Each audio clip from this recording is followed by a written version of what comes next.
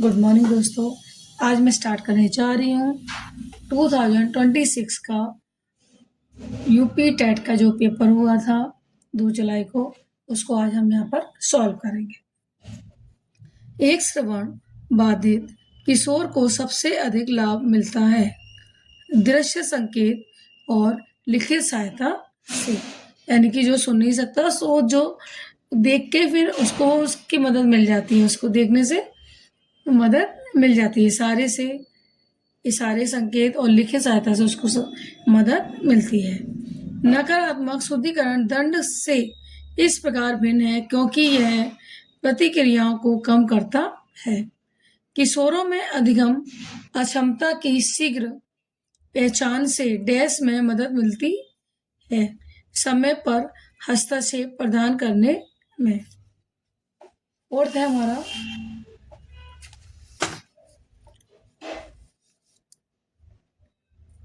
एक ऐसा सुविधाकार जो समूह चर्चा और शुद्धिकरण को जोड़ता है, वह इसका उपयोग कर रहा है।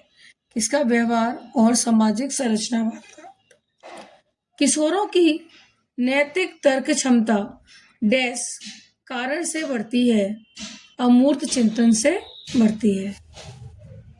किशोरावस्था के दौरान भावात्मक उतार चढ़ाव काफी हद तक प्रभावित होते हैं, ये हमारे हार्मोन्स परिवर्तन के कारण।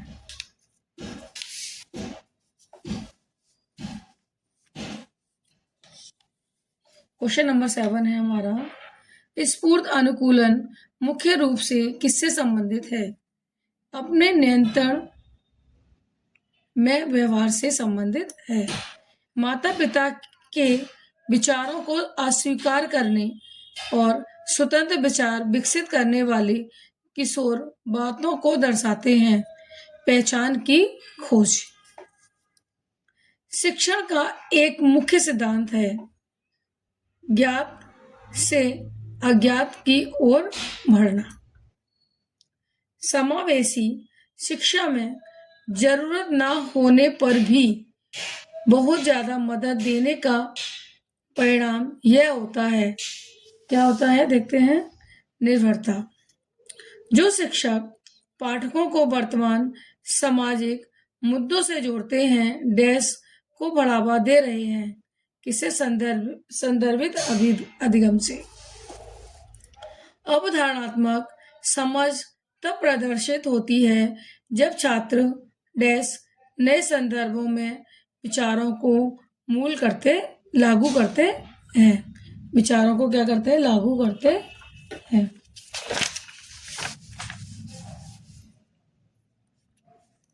शिक्षण में बाल विकास को समझाने की आवश्यकता महत्वपूर्ण है क्योंकि यह शिक्षण को विकासात्मक तत्परता के साथ संरेखित करने में मदद करता है। स्फूर्त अनुकूलन शास्त्रीय अनुकूलन से इसलिए अलग है क्योंकि इसमें स्वैच्छिक अनुक्रियाएं सम्मिलित होती है। मैं यहाँ पे एक्सप्लेन नहीं कर रही हूँ, मैं सिर्फ आपको इस क्वेश्चंस के आंसर दे रही हूँ, ठीक है। एक्सप्लेन हम आगे कभी वीडियो में करेंगे। एक दृष्टिबाधित कक्षा 8 का छात्र गणित पढ़ते समय सबसे अधिक लाभ किससे प्राप्त करेगा? स्पर्शनीय ग्राफिक्स और ऑडियो व्याख्या से।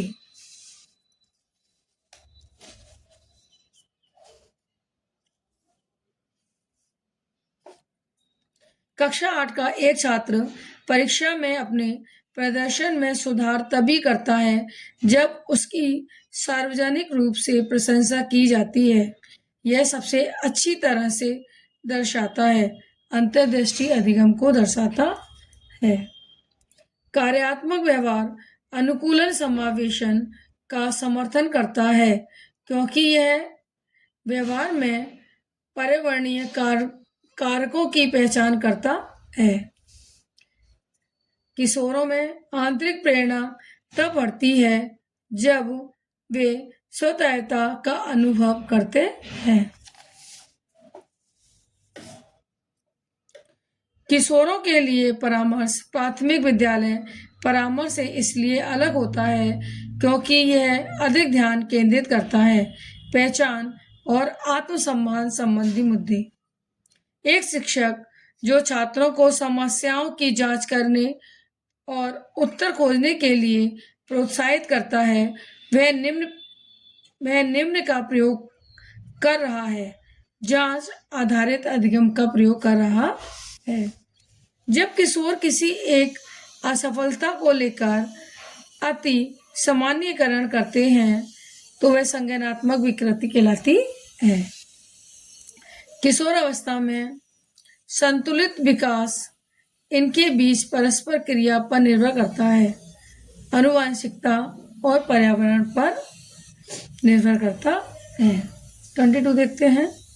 निरंतर सुदृढ़ीकरण से ऐसा व्यवहार उत्पन्न होता है जो डैश सुदृढ़ीकरण बंद होते ही यह जल्दी बुझ जाता है। जब किशोर नियमों और अधिगमों को चुनौती देना शुरू करते हैं तब उनमें कौन सी संज्ञानात्मक क्षमता विकसित होती है? तो उनमें कौन सी विकसित होती है?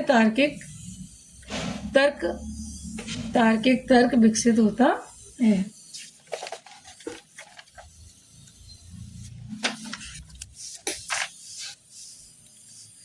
ट्वेंटी 25 नंबर का क्वेश्चन है, किशोर अवस्था में सहकर्मी मार्गदर्शन बढ़ाता है।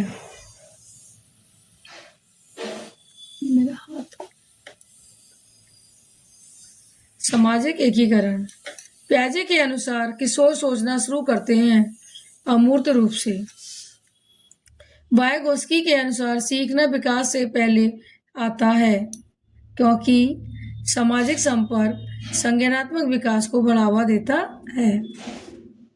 विकास में आनुवंशिकता और पर्यावरण परस्पर क्रिया करते हैं क्योंकि पर्यावरण आनुवंशिक क्षमता को आकार देता है।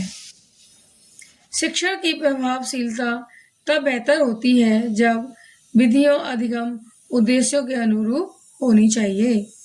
किशोरों में आत्मचेतना बढ़ने के कारण निम्न हो सकते हैं। बेहतर सोच हो सकती है या सामाजिक अलगाव। इसका राइट आंसर जाएगा सामाजिक अलगाव। 30 क्वेश्चन हो चुके हैं हमारे पार्ट 1 से। पार्ट 2 हम सेकेंड वीडियो में कवर अप करेंगे। तो इसके लिए थैंक यू सो मच। आपको अगर यदि आप टीईटी का पूरा पेपर देखना चाहते हैं तो आगे मेरे साथ जुड़ जाइए और मेरे चैनल को सब्सक्राइब करें। Thank you.